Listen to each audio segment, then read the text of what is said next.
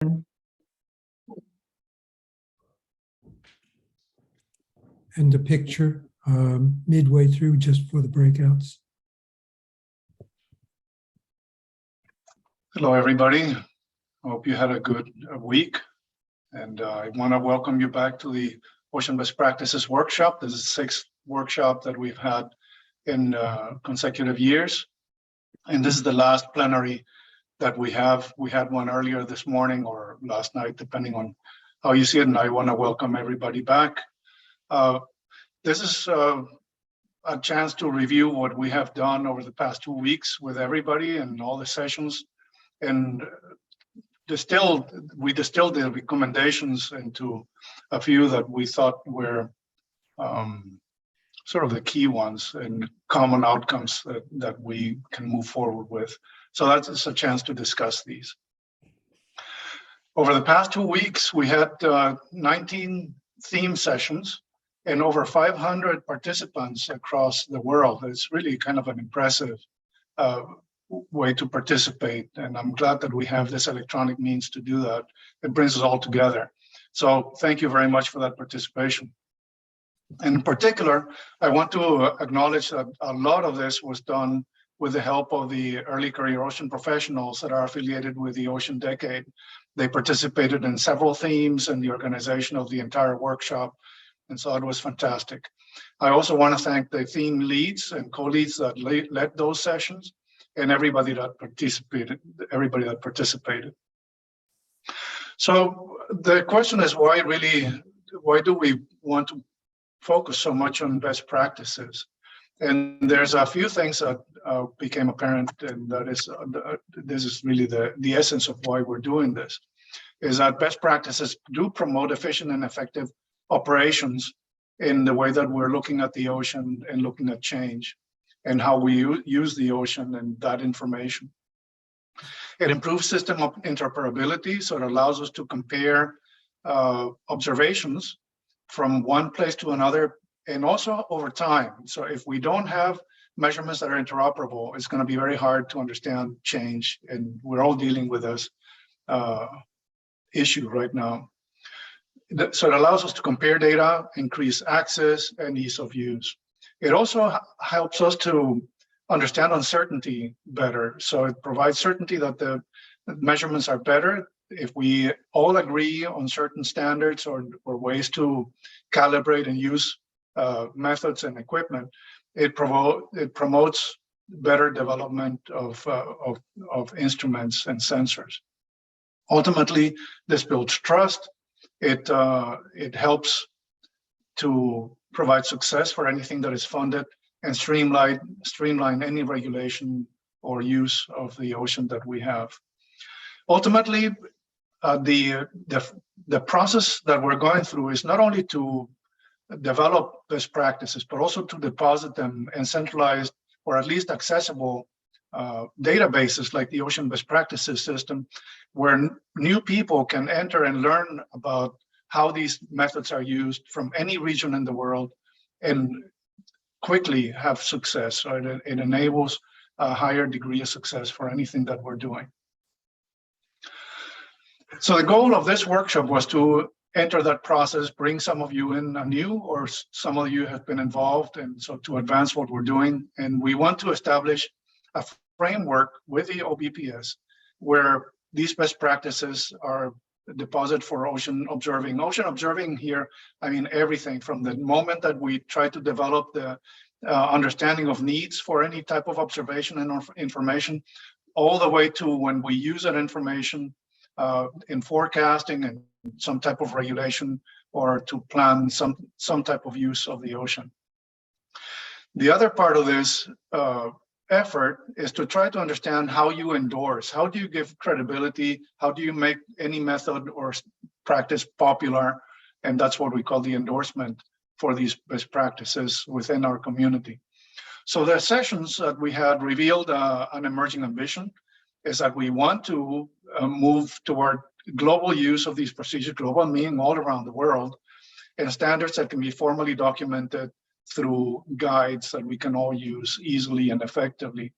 So this time, 2 weeks ago, we had a little exercise in which we tried to capture the words that describe what we're trying to do. And Ben Roberts may help us do this again, see if anything changed. So these are the words that that we came up with last time. So Ben, I don't know if you can do that with me sharing the screen, or how do you want to do that?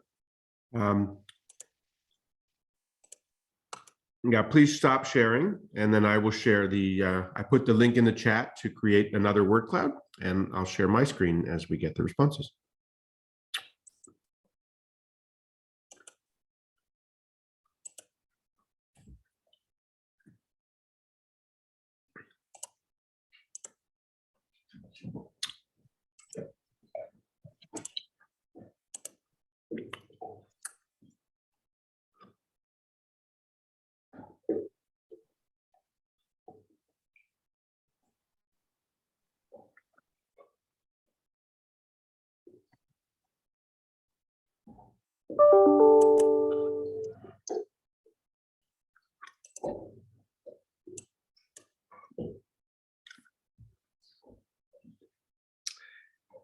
Interoperability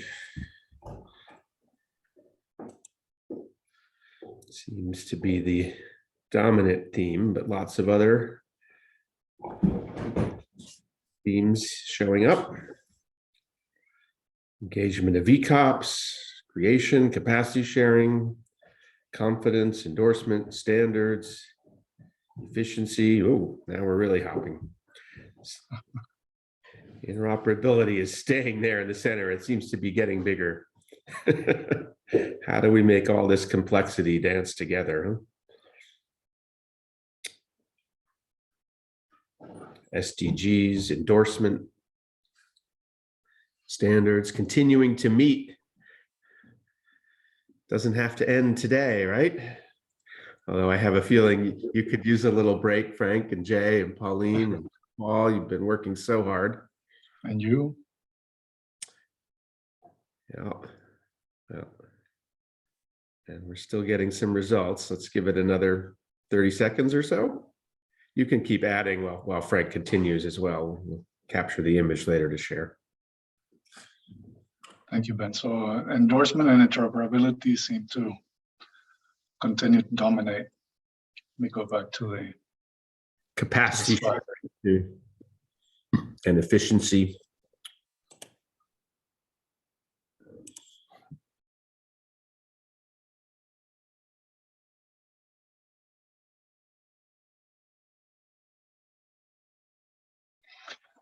Great. Well, thank you for that. And we will come back to the board, but you see where we're going, no? So these workshops had leads and people that took notes, and we asked them to capture the essence of their discussions in the different sessions in 3 different categories. One was recommendations by the community for the community. Another one was recommendations that are specific to the ocean best practices system. So what would you like to see change or improve or happen with the ocean best practices system? And then we also had a simple category of what type of thing do we need to do in the future, and I'll review some of these points. So the community recommends for itself that that best practices should be implemented for broad benefit, considering the value chain for the required observations and weighing the benefits and losses. So the value chain is something that we can spend hours discussing on what the value chain may look like. But again, it's trying to understand the value of everything that we're doing from the moment that we decide to help a group of people understand the ocean by scientific method, basically asking questions and coming up with a conclusion, all the way to implementing a solution for the problem that they have, or a forecasting system. So the value chain may take many different, but it's useful to understand the value at each point and what you're getting in return. Best practices should be developed using co-design as a continuous, collaborative, an iterative process that involves all stakeholders. And this is a theme of the Ocean Decade, in which you try to work with the ultimate users of the information in understanding their needs and how they want the data and information. So that's the process of co-design, and it's not easy, and it takes resources to do that. Best practices should be standardized at necessary temporal and spatial scales. And this is what we talked about before, is one of the benefits, that if we understand the information and understand the uncertainty, we can compare changes from one place to the other or over time. And that is fundamental. And many parts of our sciences are not there yet, including biology, for example. That's an area where we need to continue to improve. A single best practice rarely is applicable globally and may need to be adapted locally to infrastructure, availability, and societal needs. So this is the contrast between the previous bullet and how do you standardize things that is really difficult to apply everywhere the same way. And so that takes some thinking and some design. What we do want is that the data and the information that comes out of it is interoperable, so comparable, even if you don't use exactly the same method. And I think that has been a theme throughout these workshops, is that it would be useful to have decision trees that are part of the best practices. So the decision trees are difficult because there's so many best practices, but people would like to know, if I have this type of problem under these conditions with this type of socioeconomic environment, what is the best practice that I can use? And so that decision tree is something that we need to put effort into as a community. The best practices should be accessible and provided in plain language to promote good quality data, which should be fair, so findable, accessible, interoperable, and reusable.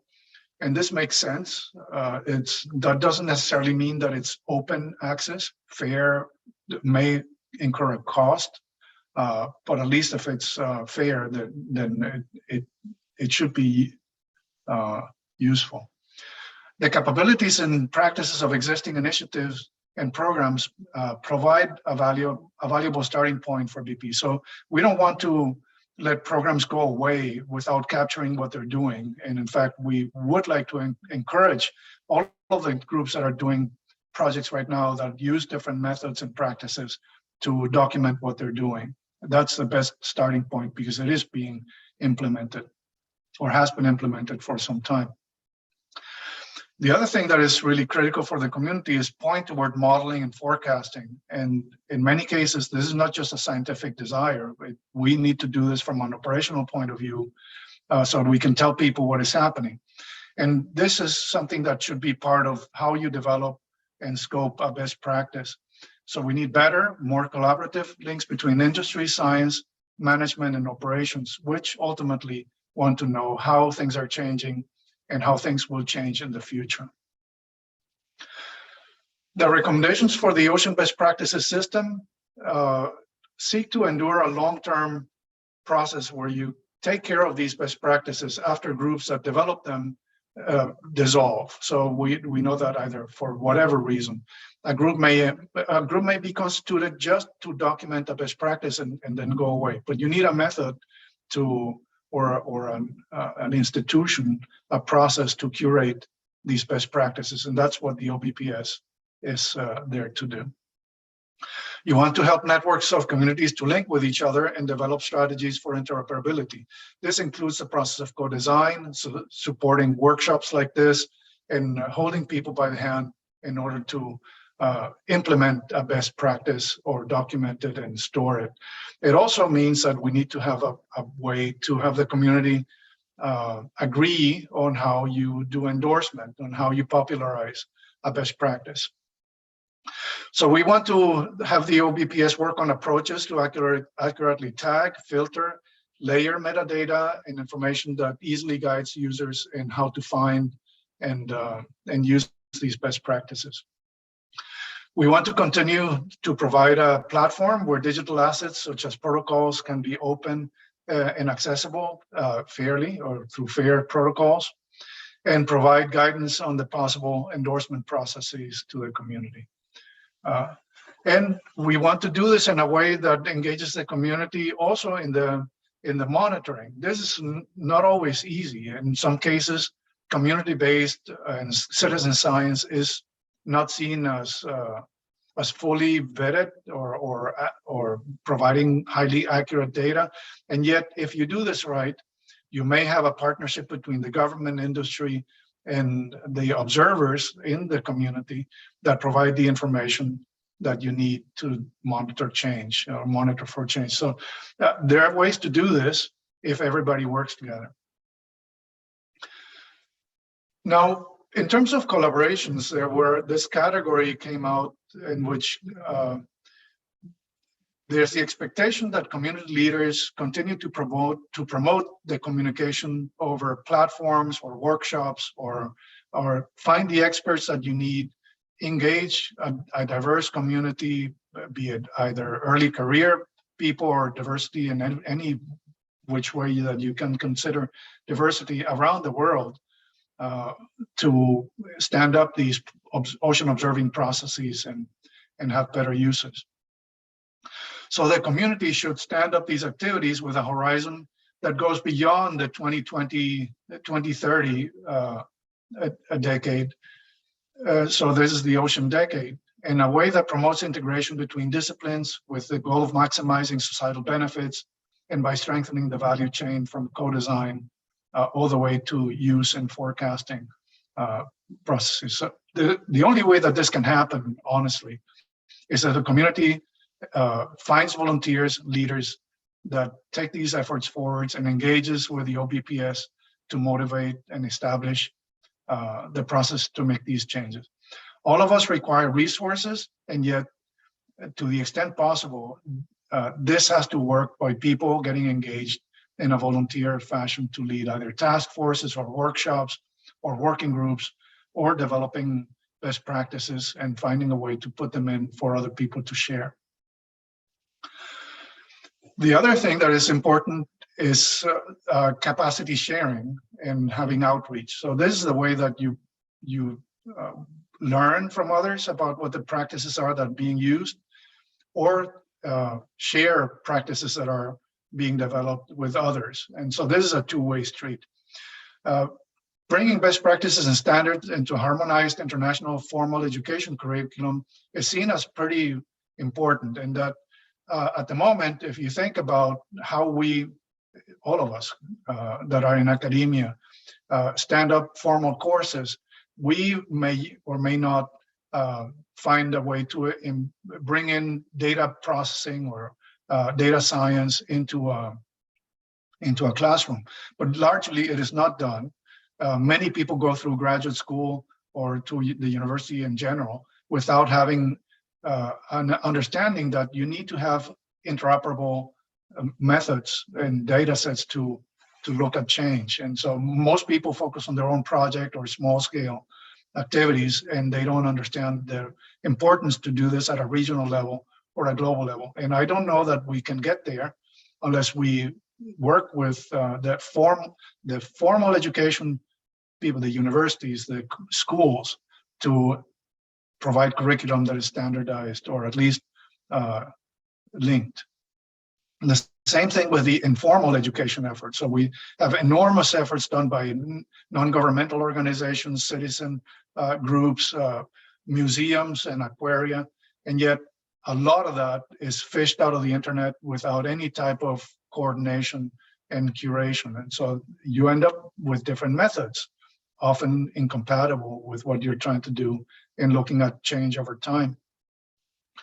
We also want to provide support in different languages to facilitate local engagement and adoption of these best practices around the world. And so this is a conversation that is live and ongoing in the Ocean Best Practices system.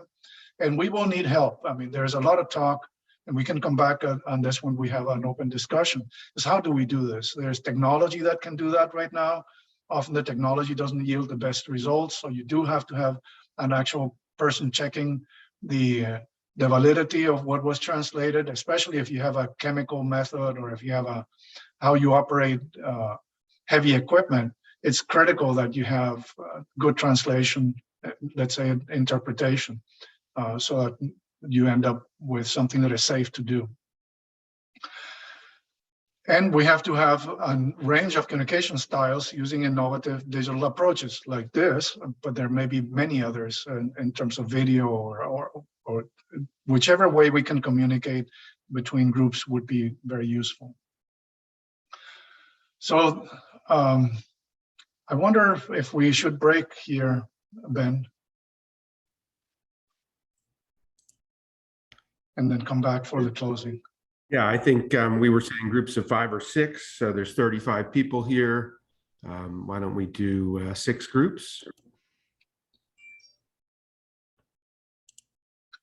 And please do contribute to the conversation. I'll put the notes doc in the chat too. So you'll see a room number at the top of your Zoom screen. And if you can just flag what room you're in and have somebody take at least a few notes, that would be great. Yeah. So for what we want to do at these breakout sessions is basically revisit these themes. Is what are the most important things in your opinion that the community needs to do for itself and by itself? What do you want the ocean best practices system to do, or what improvements do you want to see? And in general, what other general topics do you want to highlight? People are dropping off the call when we invite in breakout groups. We're down to 28 people now. So how about I'll do 4 rooms. I mean, give me a second. Do you have the questions listed on a slide somewhere, Frank? I think that they're in the notes slide, And but the next slide. if people can I go think to they're on the next slide, perhaps. yeah, I have it here. Yeah, let me show it again. And how long do you want the breakouts to go for? I think 10 minutes, Okay. 10, 15 minutes at the most. Let me share the screen.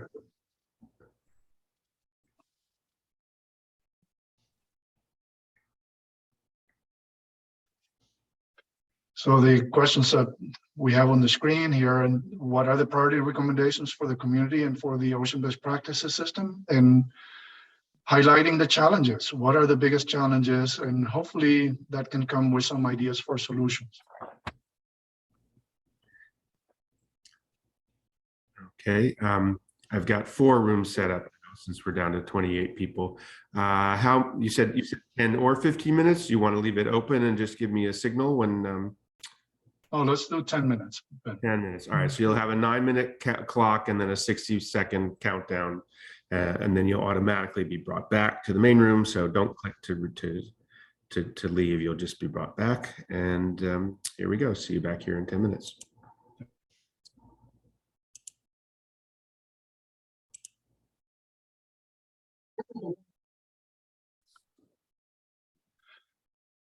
Well, Jay and Paul, I was wondering how you want to proceed. If you want to see if anybody wants to summarize what they discussed in their own rooms, we can do that.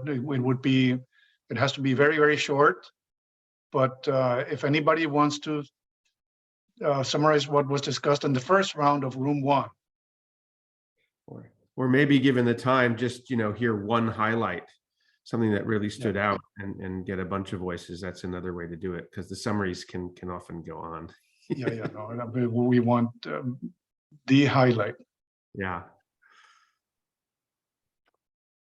Okay, so room 1, I guess I was in that one. There was a couple of really very quick ones.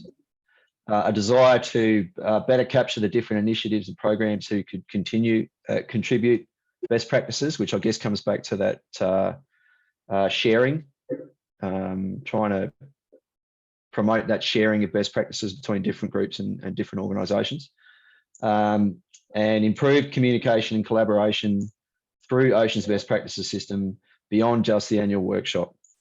So Ocean's best practices system perhaps being a facilitator to assist with linking interested parties with relevant experts to help to promote the development of these best practices. And I will leave it there.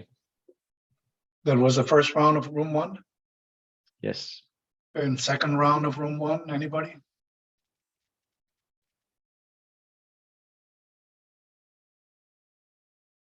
Okay, I'm gonna move to room 2 if nobody wants to say anything.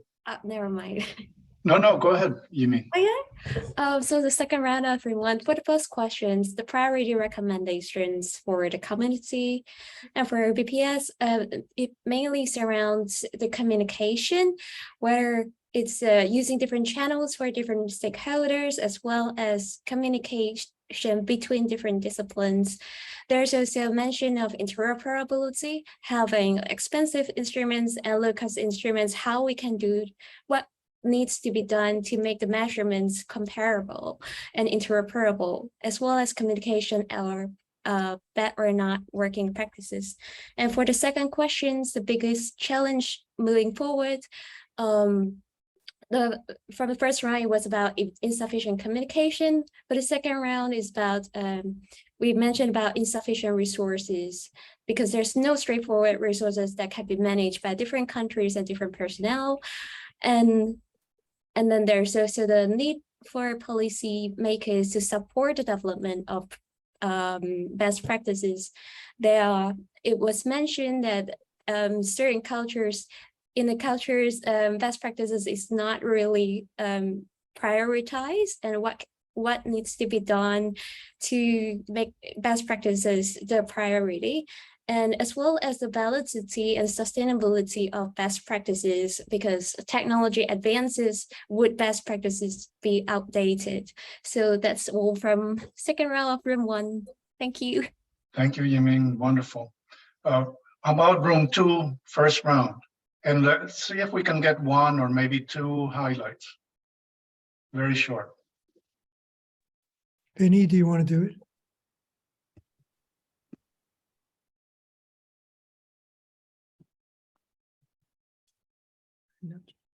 Okay, I'll then cover it. For room 2, there were three areas we emphasized very quickly. That is, the use of decision trees is beneficial and desired. We talked about that and talked about challenges in modeling and uncertainty. The second thing was to address the question of systems and practices developed in the US and Europe and Australia. How do they come and work effectively in countries of limited infrastructure? And we had a good discussion there. And finally, questions of how to take endorsements and make them globally available in a real way. Thank you. Very good. And the second room 2?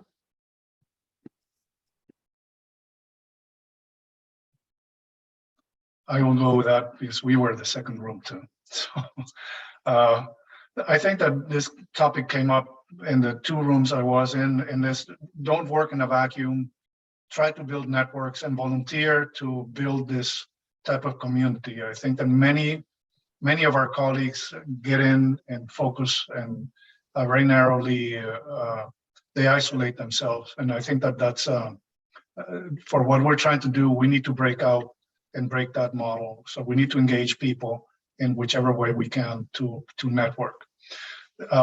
And the second point in recommendation to OBPS is OBPS should try to help us to do that. So the research coordination networks that the US stands up, they're happening in other places around the world. So we need to engage them, and maybe OBPS can do that. And in addition, we talked about the challenge is avoiding disengaging of networks that maybe don't want to participate right away, or that they don't want to change practices. The other challenge that I think is fundamental to everything we're discussing, and we don't have a good solution on how to do that, is to support and sustain the blue economy. And we need to have more conversations on exactly how we do that, because there may be resources if we have good ideas to support the blue economy. That's it. So let's go to room 3, the first round of room 3.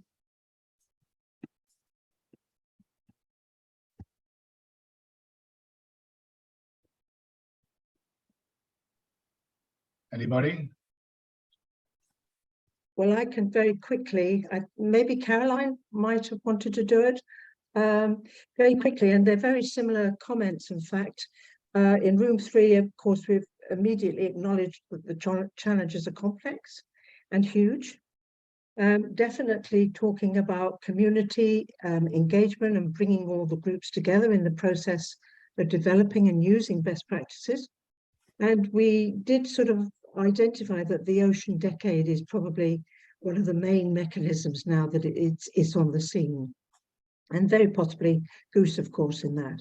And to start using such material as visualizations, recordings, not just a published document, but much more digital assets.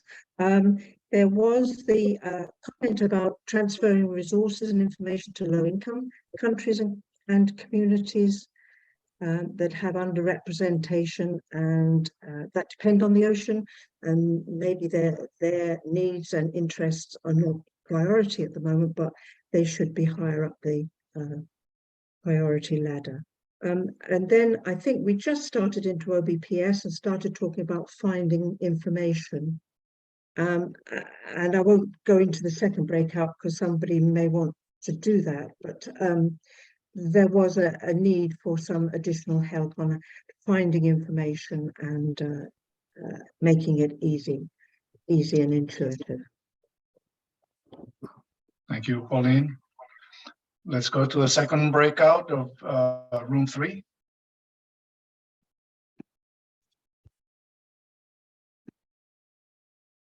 Jay and I were in that, but there were Carla and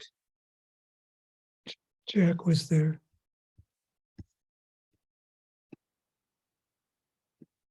Well, if there was nothing different than we have heard, then we can skip it. But if something is different, please let's hear it. okay, I'll jump in, but please, other people, there was a comment that participants don't know how to go further in finding more things out about OBPS and its services. So I think we've got some work to do there. There's also a comment about challenge about finding about activities in other networks, in different networks. And the comment that there is community overlap and maybe some communities should be joining together, work together. A second comment was, how do you share best practices globally? At the moment, the practice is only to share your practice with your own community. So there again, we've got some communication work to do, because obviously OBPS is one mechanism, not the only, but one mechanism to help you share your practices globally. The last comment was about language, and maybe Jay will want to dig in with this one. The initial one was about translation in meetings, having translation available in workshops like ourselves. But then, of course, we come back to the need for multiple language versions for possibly endorsed best practice, at least some of the best practices that we have in OBPS. Thank you, Pauline. And let's move to room 4, first round. Frank, let me mention what we have discussed on the group 4 first round. The recommendations that we have put up is include best practices in the curriculum, so people are exposed to the concept at an very early age. And then secondly is to make the information available and easy to access. And on the challenges is the ocean community does not know where to find and how to share the best practices. Secondly is to adapt best practices to the different resource conditions. That's all we have mentioned, we have discussed under group 4. Yeah, thank you. Back to you, Frank. Thank you, Eileen. I want to go back to some of this. Is there comments from the second round of room 4? Perhaps I can contribute there, Frank. Yes, please. So this decision trees was a big one there, and the fact that these would really help inexperienced or new staff members to be able to make the best decisions for ensuring that they're using the right best practice and the right instruments for the observations or the initiatives that they're trying to establish. And there was also an important point made about the need for convergence and agreement on similar best practices between programs, and the possibility beyond that of getting some sort of accreditation through different organisations, different global organisations, that would lead to potential for auditing to ensure that these best practices are being complied with, and whether that's something that we want to move towards. Thank you. Okay, thank you very much. Maybe, can you explain the auditing a little bit better? That was Caroline. Caroline, do you want to speak to that a bit? So it's just a question because so I am in the Marine Institute in Ireland, and we have national accredited laboratories. So we have to do a lot of work for government that is directive driven. And one of the things that we do is we accredit our lab, and a lot of companies do this as well, to ensure that your data is at the highest quality coming out. And so it would be down the road, but it might be something that you might like to think about. So it's not like a have to, but it's a food for thought more than anything, I think. Yep, Thanks, you. Caroline.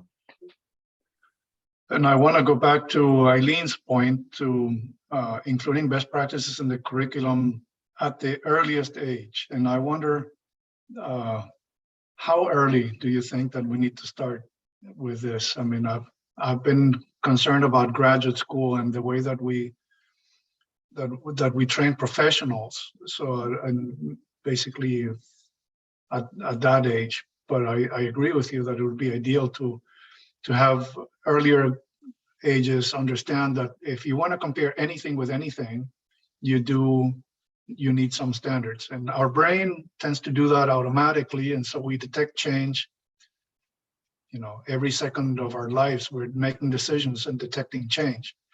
But for some reason, it is difficult to bring that into a professional setting.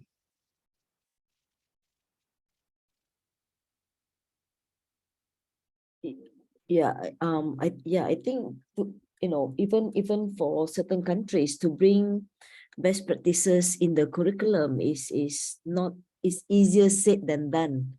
You know, you have to go through a lot of processes, and validation. You know, but some or other, you know, we do need to initiate this idea to get the buy-in from the decision makers, to show is important, to start best practices in the curriculum. It's not easy, but then that is the suggestion that put up by the group. So how early?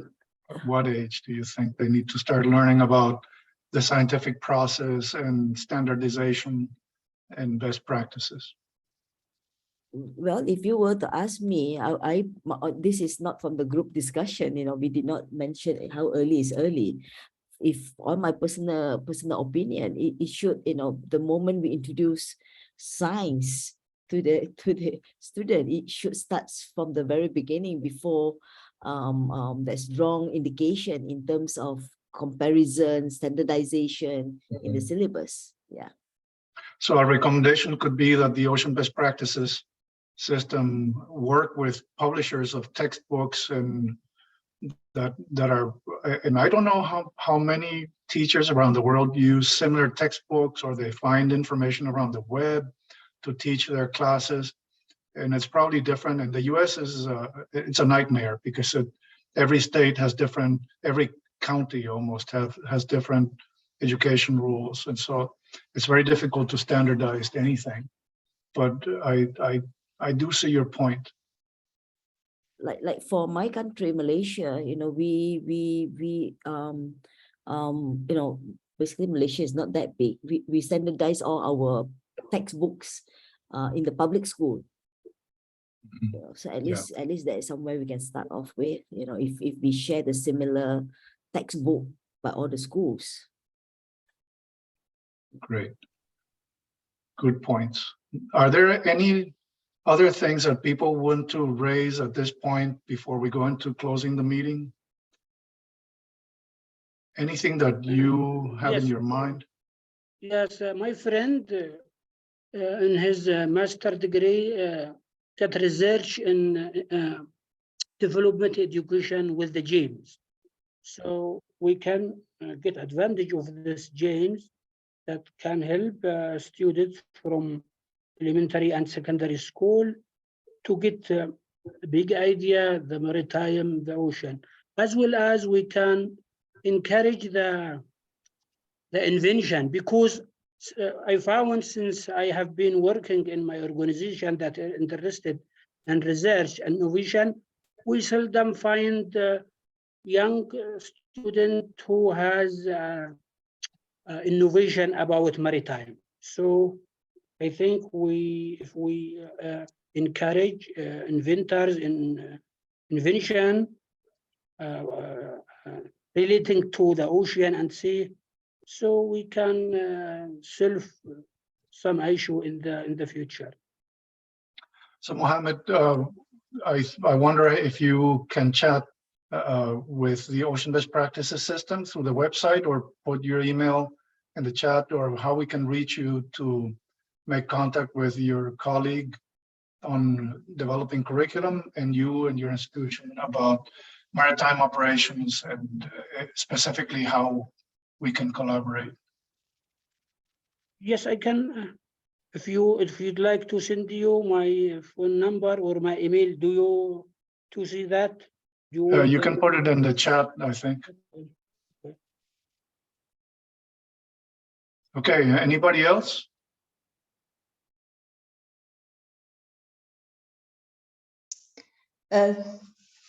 Sorry. Okay, I'm Giselle. I'm a researcher in Cameroon.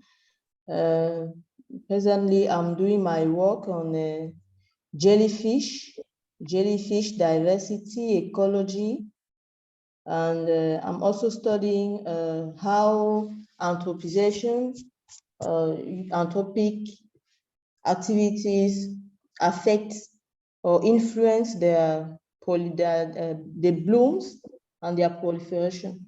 So here we are talking about ocean-based practice system, and during the workshop we talked of environmental DNA, and here I was interested in how do we proceed to carry out, to use that technology, the environmental DNA, to study the biodiversity at the level of the marine environment. So I'm talking about that to come to raise also the problem of information, how information can be made available, or how partnership can help in carrying out some research activities. That is what I just wanted to say. Thank you. Thank you, Giselle. I hope you saw that there were several sessions of a group that is trying to do some of that and bring standards to methods and protocols and data formatting for eDNA and other types of biomolecular data. So that group meets regularly. They meet several times a month, maybe every 2 weeks, and we can put you in contact with them. But there's another way to do that. There's several ways to do that.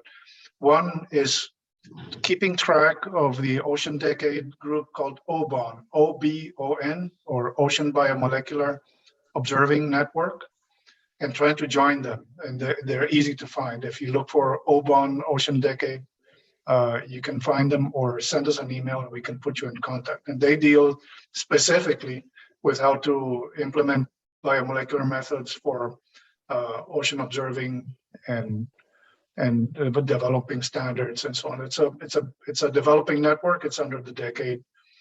There's other ways to do that. There's a GeoBond as a group. It's basically the same groups. They're trying to organize, or different networks or connect different networks. And that one's called, I forget what it's called, but there's an eDNA and biomolecular group under the group on Earth observations, biomolecular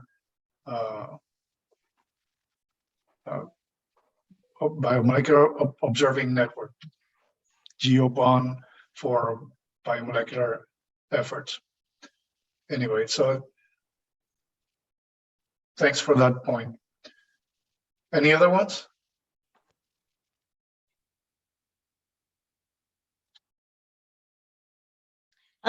Excuse me, is there another group working on marine biodiversity? What is the group working on marine biodiversity? There are several groups working on marine biodiversity, Giselle. One is called MBON, Marine Biodiversity Observation Network, and you can find it again. It's under GeoBond. It's again under Group on Earth Observations Biodiversity Observation Network, MBON, Okay. and also an Ocean Decade program called Marine Life 2030. And they're trying to, these are networking mechanisms that you can join.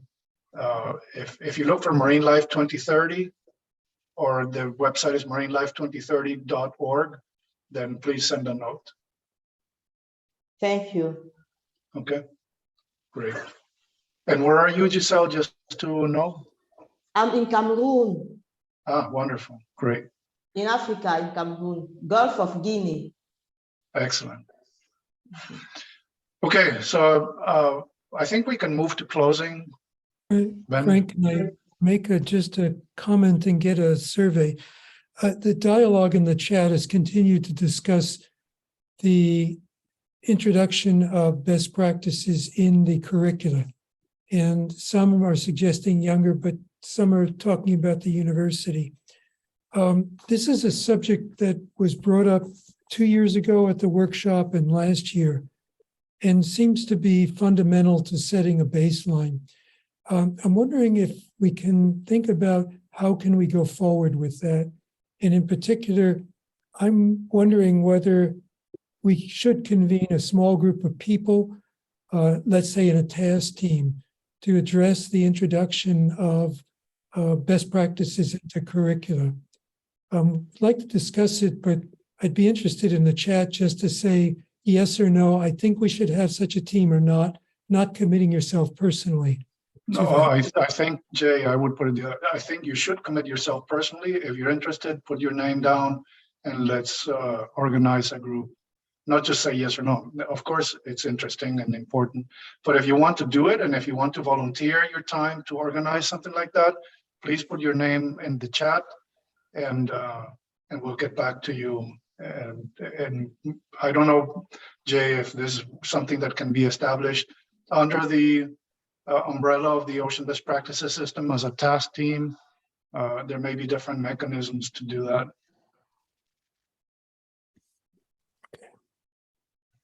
I'm not seeing any names come up in the chat.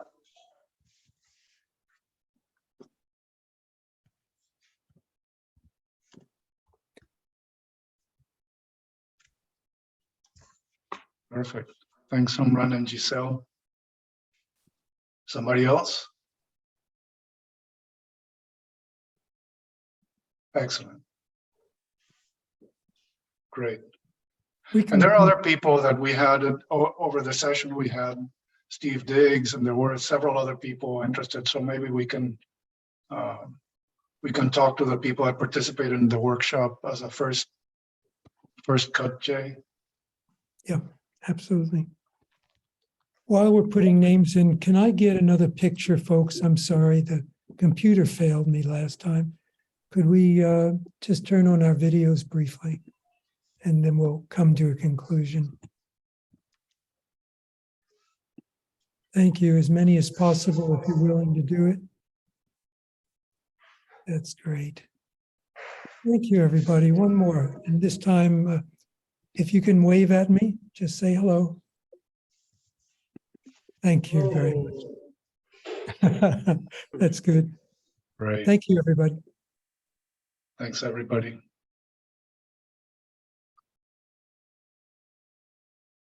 The meeting, and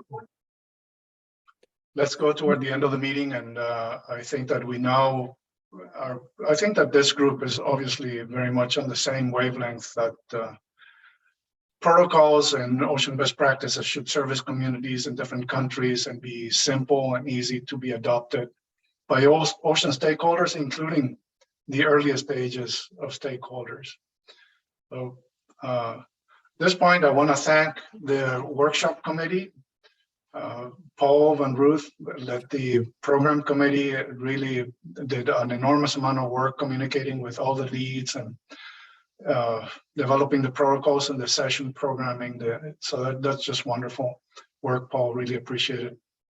And Jay Perlman also, and Francoise, they're sitting in the same office and work together very, very effectively.